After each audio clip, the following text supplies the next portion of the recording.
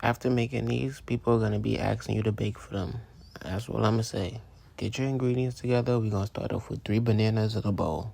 You want to use bananas that are like really ripe, you know, with the like brown spots and stuff like that. It just makes it better, sweeter, so much more flavor. So we're going to come behind that with our butter. That's an oven safe bowl that I just showed y'all. But I use salted butter. This is a 1/2 cup of butter. You're going to throw that in there and you're going to melt that down. Brown sugar, same thing. 1/2 cup of brown sugar, you know, boom. It looks like a little bit because I guess it's compact, but compared to what granulated sugar that you about to see, the regular white sugar, yeah, you throw that 1/2 cup in there too. They both 1/2 cups. You got your 1/2 cup of butter. You throw that in there, boom.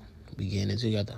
Next, we're gonna come in with some milk. That's a 1/2 cup too. It's a lot of 1/2 cups going on, but that's what the recipe calls for. So, you know, you got that 1/2 cup of milk. Pour that in there. Next, we got 2 eggs. We're going to crack those in there. Make sure not to get the shells in there, you know. Hate picking shells out of anything. Baking powder is next, but here's the thing. Now, you see this utensil that I'm using? This is a 1/4 teaspoon. When the recipe, as you can see, goes for a teaspoon.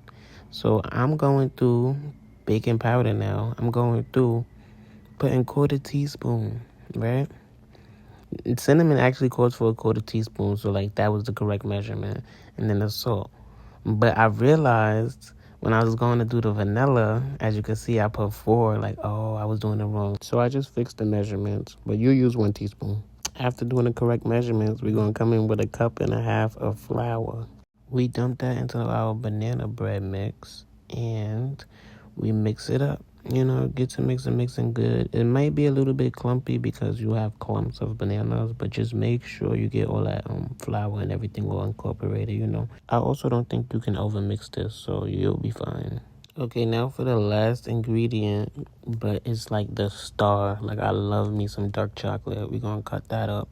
You know, make sure it's nice. You know, you can make it as big or as small as you want, but I like them like small to medium pieces so that you got like good amounts of chocolate in every bite, you know. Like, look, that's nice. And then when they melt down, perfect. I'm telling you. So we're going to mix that in, you know.